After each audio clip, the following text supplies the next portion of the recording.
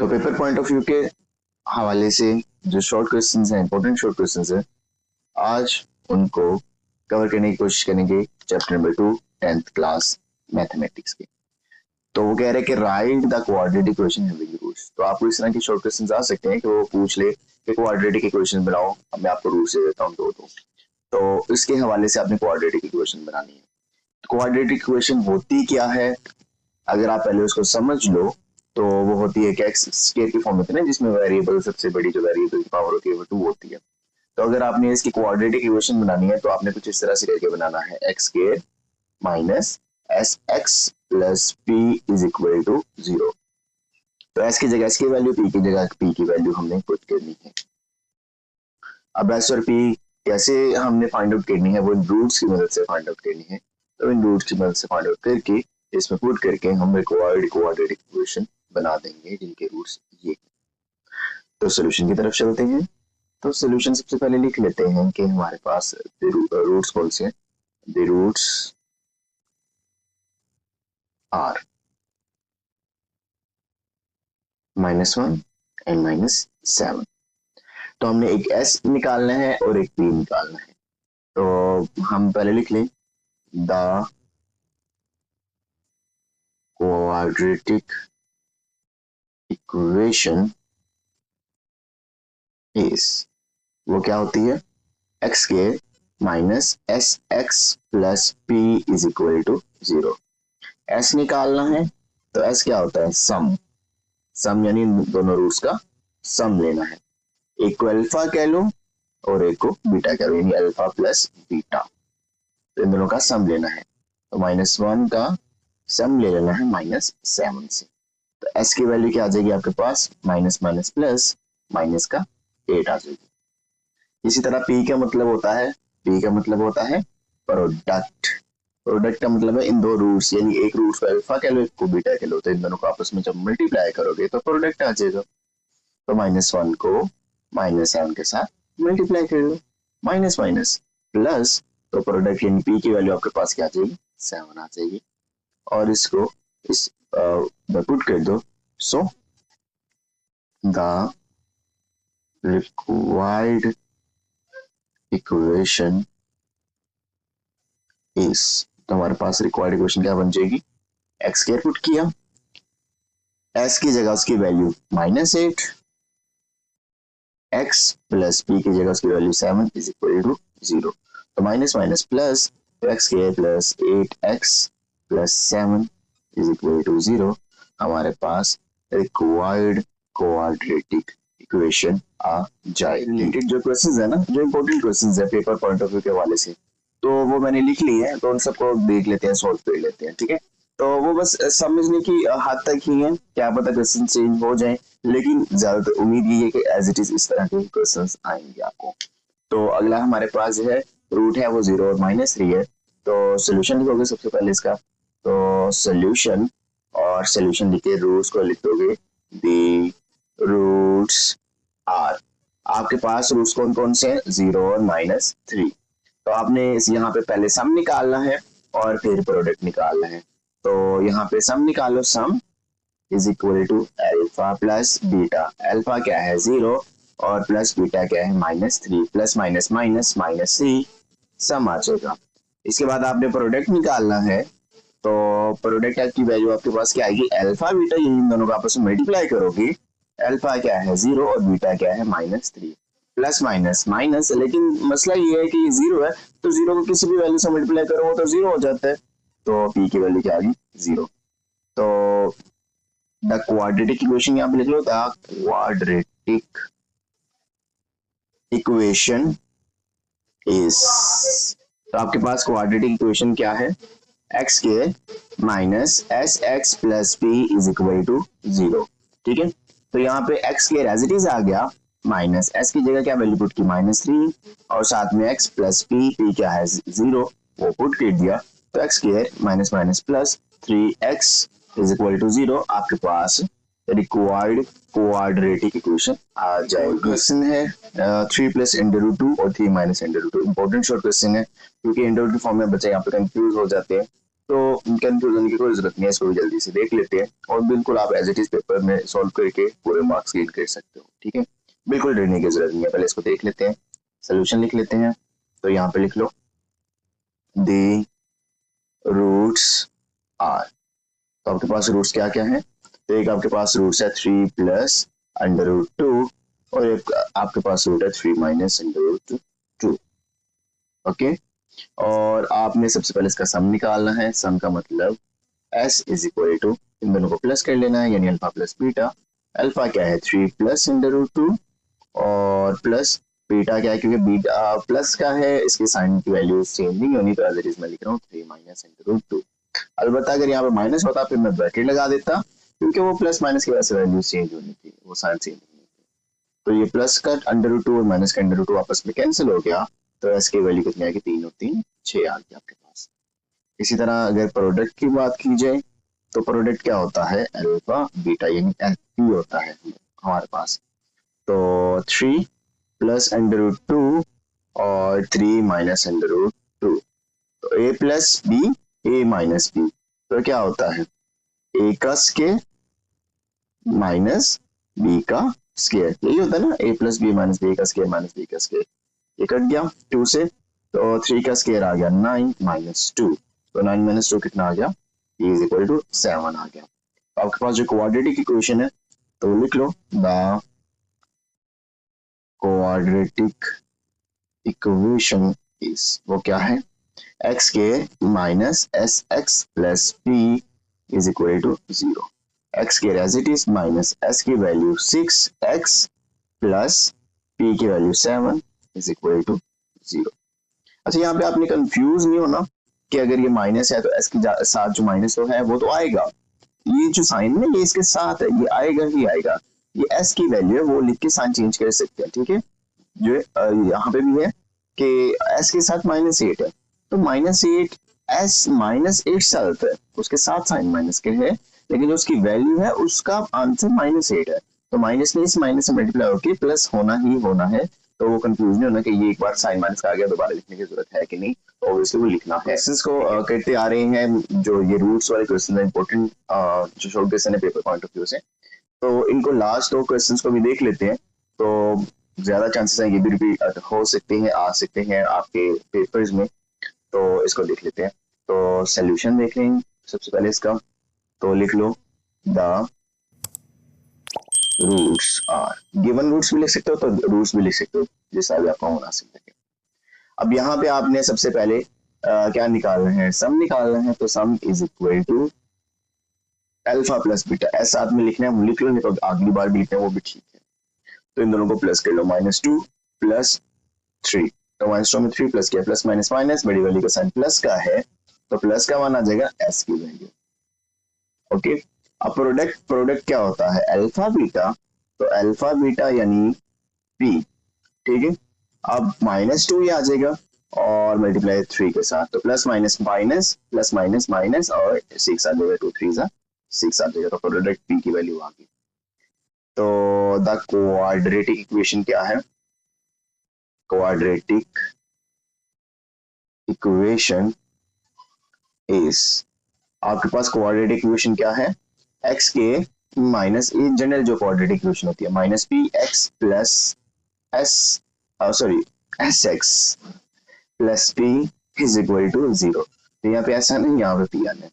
तो एक्स के minus s की वैल्यू क्या है? 1, और साथ में एक्स प्लस पी की वैल्यू क्या है? -6 is equal to 0, plus minus minus, तो एक्स के -1x -6 is equal to 0 is the required quadratic equation हमारे पास आ जाएगी। विक लास्ट है जो मुझे लगता है कि इंपॉर्टेंट है, पेपर पॉइंट ऑफ व्यू से आ सकता है, चांसेस हैं उसके आने के, तो भी देख लेते हैं।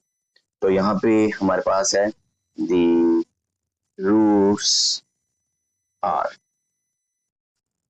तो हमारे पास क्या क्या रूट्स हैं? एक 1 है और एक 5 है। तो यहाँ पे सम कर लो, तो सम क्या होता है? अल्फा प्लस बीटा यानी एस, तो इन दोनों को प्लस कर लोगे तो आपके पास सिंपली 6 आ जाएगा, 5 पे जमा किया 6 आ गया। उसके बाद प्रोडक्ट की बात करोगे तो प्रोडक्ट क्या होता है? इन दोनों को अल्फा बीटा को आपस में मल्टीप्लाई कर लो, यानी 1 को 5 से मल्टीप्लाई कर लो, 5 वन द 5, तो प्रोडक्ट यानी पी की वैल्यू कितनी आएगी 5। द क्वाड्रेटिक इक्वेशन इज, तो आपके पास क्वाड्रेटिक इक्वेशन क्या है, x square minus s x plus p is equal to 0। अब इसको देख लेते हैं, x square as it is minus s की जगह 6x, एक्स इसके साथ है, plus p 5 is equal to 0। ये हमारे पास रिक्वायर्ड क्वाड्रेटिक इक्वेशन है 2 नंबर के शॉर्ट क्वेश्चन को सोल्व करने के लिए। इस तरह से इन रूट्स की मदद से इक्वेशंस को सोल्व करना सीखा, यानी इक्वेशंस बनानी सीखी। तो अगर ऐसा हो कि वो इस बार इक्वेशन क्वाड्रेटिक इक्वेशन दे दे और आपको बोले कि उसके रूट्स निकालो, तो रूट्स किस तरह निकालने हैं, यानी find the sum and the product of the root of the equation, वो फाइंड आउट करो। तो इस तरह से भी कह सकता है, like find the sum and product of the roots of equation, वो आपको इक्वेशन दे सकता है। और इस तरह से भी वो आपको कह सकता है कि without solving find the sum and the product of the root of equation. तो वो आपने सम और प्रोडक्ट किस तरह से निकालने हैं, चाहे इस तरह से क्वेश्चन आ दे, इस तरह से क्वेश्चन आ दे, अब उसके ऊपर डिस्कस कर लेते हैं। ठीक है, तो एज इट इज नीचे राइट डाउन कर लिया करोगे, चाहे जिस तरह से भी क्वेश्चन आपके पास आ जाता है। तो सॉल्यूशन लिख लोगे, तो द गिवन इक्वेशन इज, तो आपके पास गिवन इक्वेशन क्या है, 2px का square plus 3qx minus 4r is equal to 0। Paper point of view से काफी इंपॉर्टेंट क्वेश्चन है, शॉर्ट क्वेश्चन। तो अब इसकी मदद से हमने सम और प्रोडक्ट निकालना है। अच्छा, पीछे हम करके आए थे सम होता है अल्फा प्लस बीटा और प्रोडक्ट होता है अल्फा बीटा। तो ये तब था कि जब आपके पास रूट्स गिवन हो इक्वेशन बनानी हो, लेकिन अगर आपके पास इक्वेशन गिवन हो और रूट्स उसके निकालो, यानी सम और प्रोडक्ट निकालना हो, तो आपके पास जो सम का फॉर्मूला होता है वो होता है माइनस बी ओवर ए, और जो प्रोडक्ट का फॉर्मूला होता है यानी पी का फॉर्मूला होता है वो आपके पास होता है सी ओवर ए। बस आपने इन फॉर्मूलाज में वैल्यूज पुट करके सोल्व कर लेना है। अब सबसे पहली बात ए बी सी आपके पास होनी चाहिए ताकि तब आप सोल्व कर सको। तो इसमें तो हमें कोई मसला ही है ना, क्योंकि हमें तो पता है एक्स के साथ वाली वैल्यू ए होती है, एक्स के साथ वाली वैल्यू बी होती है, और जिसके साथ कुछ नहीं होता, जो कांस्टेंट होती है वो सी होती है। तो यहाँ पे हमारे पास ए के साथ क्या आ गया, 2p आ गया, बी के साथ क्या आ गया, 3q आ गया, और सी के साथ क्या आ गया, माइनस 4r आ गया। तो सम की बात करो यानी s वो होता है माइनस बी ओवर ए। माइनस बी क्या मतलब, b की वैल्यू क्या है 3q, और उसके साथ माइनस फॉर्मूले का, ओवर ए क्या है 2p। तो आपके पास सिंपली सम की वैल्यू आपके पास आ गई माइनस 3q ओवर 2p। अभी आपस में सॉल्व नहीं हो सकता, सिंपलीफाई नहीं हो सकता, तो बस यहाँ तक इसको छोड़ देंगे। इसी तरह प्रोडक्ट की वैल्यू क्या होती है, प्रोडक्ट होता है p और वो होता है c ओवर a। c की वैल्यू क्या है, c इटसेल्फ प्लस है, लेकिन फॉर्मूले में प्लस है, लेकिन वैल्यू उसकी माइनस है, माइनस 4r ओवर a की वैल्यू 2p। तो यहाँ पे सिंप्लीफिकेशन हो सकती है, 2 1 2 और 2 2 4। तो प्रोडक्ट यानी p की वैल्यू आपके पास क्या आ जाएगी, प्रोडक्ट की वैल्यू आपके पास क्या आ जाएगी, माइनस ये 2 जो ऊपर आया 2 2 4 और साथ में r ओवर p। तो सिंपली हमारे पास ये सम और प्रोडक्ट की वैल्यूज आ जाएंगी। अच्छा, मैंने आपको भी पहले कहा कि अगर आपको वैसे पूछ ले find the sum and the product, या आपको पूछ ले without solving find the sum and product, तो दोनों बात सेम की है, दोनों को सेम मेथड से ही सॉल्व करेंगे। तो यहाँ पे भी दोबारा लिख लो, the given equation is, quadratic equation भी लिख सकते हो लेकिन इक्वेशन भी लिख लो, कोई मसला नहीं है। तो 3x के plus 7x minus 11 is equal to 0। अब यहाँ पे हमने सम के बारे में पहले पता होना चाहिए, वो होता है माइनस बी ओवर ए, और फिर हमें प्रोडक्ट के बारे में पता होना चाहिए जो कि होता है सी ओवर ए। अब ए की वैल्यू क्या, जो एक्स के साथ स्केल के साथ है, बी की वैल्यू क्या जो एक्स के साथ है, और सी की वैल्यू क्या जो कि इटसेल्फ कांस्टेंट है, साइन समेट उसको नीचे उतार लेंगे। तो यहाँ पे सम क्या आ गया, s is equal to minus b over a. तो b क्या है 7 ओवर a क्या है 3, और साथ में माइनस का साइन। इसी तरह प्रोडक्ट क्या है c ओवर a, या p पहले लिख लो फिर लिख लो c ओवर a। तो आपके पास c की वैल्यू क्या है माइनस 11 ओवर a की वैल्यू क्या है 3, तो आपके पास सिंपली माइनस 11 ओवर 3 प्रोडक्ट की वैल्यू आ जाएगी। सिंथेटिक डिवीजन से भी important short questions long questions आ जाते हैं, तो आपको सिंथेटिक डिविजन के बारे में पता होना चाहिए। आप शॉर्ट आ जाए लॉन्ग आ जाए आप इसको सॉल्व कर सकते हो।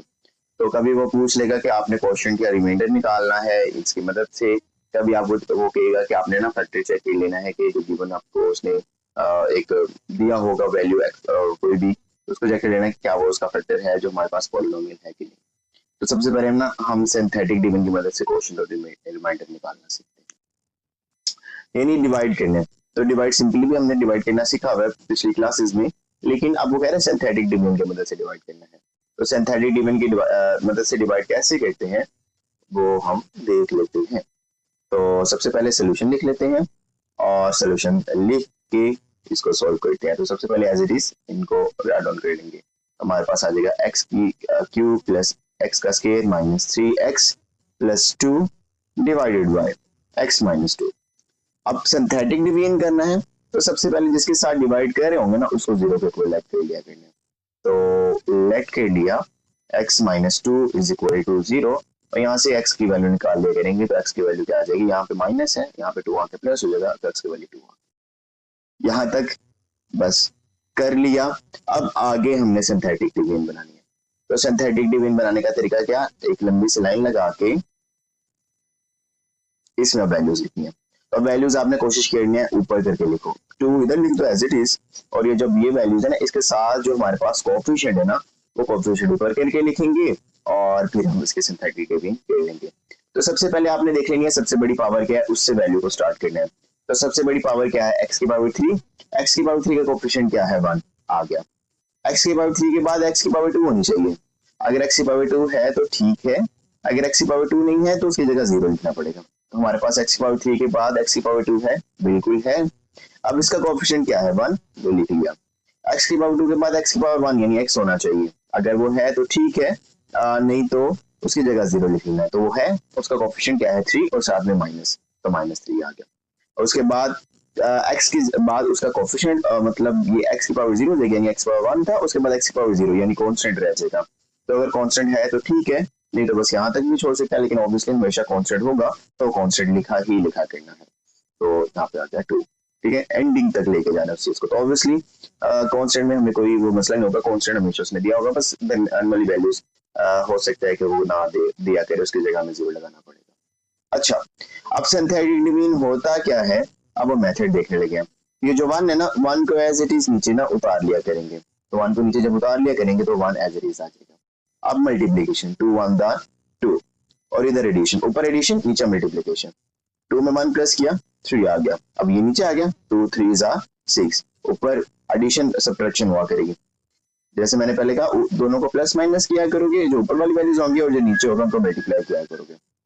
तो 6 में से 3 माइनस किया तो 6 में 3 माइनस किया 3 आ गया। अब फिर 2 3 जा 6 और 6 में 2 प्लस करोगे आपके पास 8 आ जाएगा। जो एंड पे बचा करेगा उसको रिमाइंडर कहा करेंगे, और जो बाकी उससे पीछे वाली वैल्यूज है वो कोशेंट हुआ करेंगे, लेकिन उनको लिखने का एक तरीका है, उस तरीके से हम उसको राइट डाउन किया करेंगे। तो सबसे पहले कोशेंट लिखते हैं, quotient in Q of x.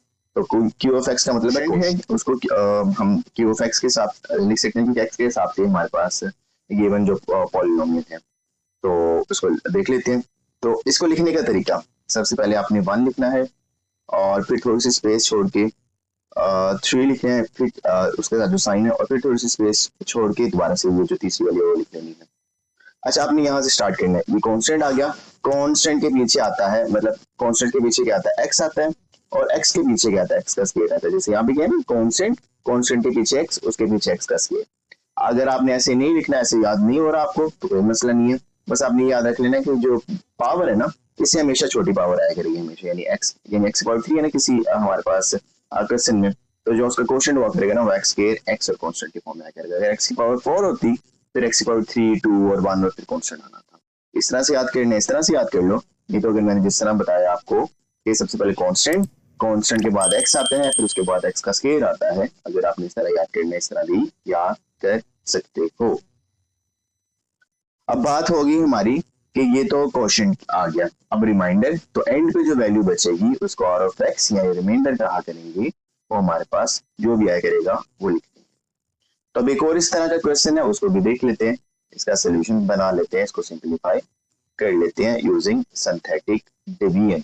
तो x square plus 7x minus 1 important short question paper point of view से हमने इसको सबसे पहले क्या करना है, x प्लस 1 है, इसको लेट कर लिया करना है, let x plus 1 is equal to 0 और x की वैल्यू क्या आ जाएगी, माइनस 1 आ जाएगी। अब सिंथेटिक डिवीजन यहाँ पे अप्लाई कर दिया करेंगे। माइनस 1 को सबसे पहले शुरू में एक्स स्क्वायर, इसके साथ कोएफिशिएंट क्या है 1, उसके बाद x है, जी बिल्कुल है, उसका कोएफिशिएंट 7, उसके बाद कांस्टेंट जी बिल्कुल है, वो माइनस 1 लिख दिया।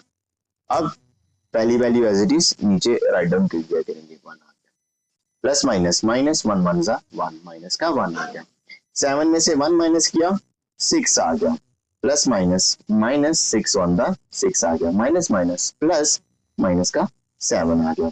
तो क्वेश्चन यानी क्यू ऑफ एक्स है, जैसे मैंने आपको बताया कि एक्स स्क्वायर है तो उससे कम वाला हमेशा हुआ करेगा, तो यहाँ पे क्या देगा 1x प्लस 6।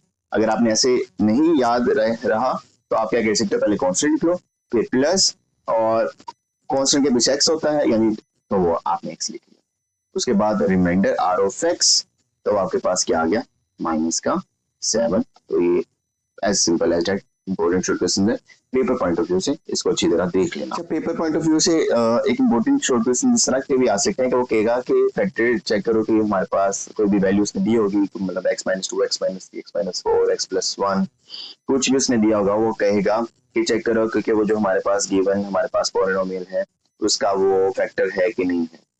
तो अगेन सिंथेटिक डिवीजन की मदद से इसको चेक करना है। अगर वो सिंथेटिक डिवीजन की मदद से नहीं लगेगा तो सिंपल आपने x की वैल्यू निकालनी है, इसमें जहाँ जहाँ x है वहाँ और पुट कर देना है, तो अगर आंसर 0 आ गया वो फैक्टर है। लेकिन वो जब वो कहेगा कि सिंथेटिक डिवीजन की मदद से सॉल्व करना है तो किस तरह सॉल्व करना है वो मैं आपको दिखा देता हूँ। तो सोल्यूशन लिखोगे सबसे पहले और जो आपके पास गिवन है उसको लेट कर लेना है x माइनस 2 को इक्वल टू 0 और यहाँ पे x की वैल्यू 2 निकाल लोगे। तो लिख लेना है बाय यूजिंग सिंथेटिक डिवीजन। तो सिंथेटिक डिवीजन को यूज करके आप इसको सोल्व कर लोगे। सबसे बड़ी पावर क्या है, x की पावर 3, पहले यहाँ पे 2 लिख लो, x की पावर 3 उसका कोएफिशिएंट क्या है 1, उसके बाद x का स्क्वायर है बिल्कुल है, उसका कोएफिशिएंट क्या है 1, उसके बाद x है उसका कोएफिशिएंट क्या है 7, वो है बिल्कुल, उसके बाद कांस्टेंट हमारे पास आ गया। तो अगर यहाँ पे रिमाइंडर में अगर 0 बन गया तो ये हमारा फैक्टर है, अदरवाइज नहीं है। तो पहली वाली वैल्यू एज इट इज नीचे आ गई 1, 2 1 दा 2 में 1 प्लस किया 3, 2 3 आर 6, 6 में से 1 माइनस किया 6 में से 7 माइनस किया माइनस का 1, 2 1 दा माइनस का 2 और 2 में से 2 निकाला 0, तो यहाँ पे रिमाइंडर 0 आ गया। सो x minus 2 is a factor of x की पावर 3 प्लस x का स्क्वायर माइनस 7x प्लस 2।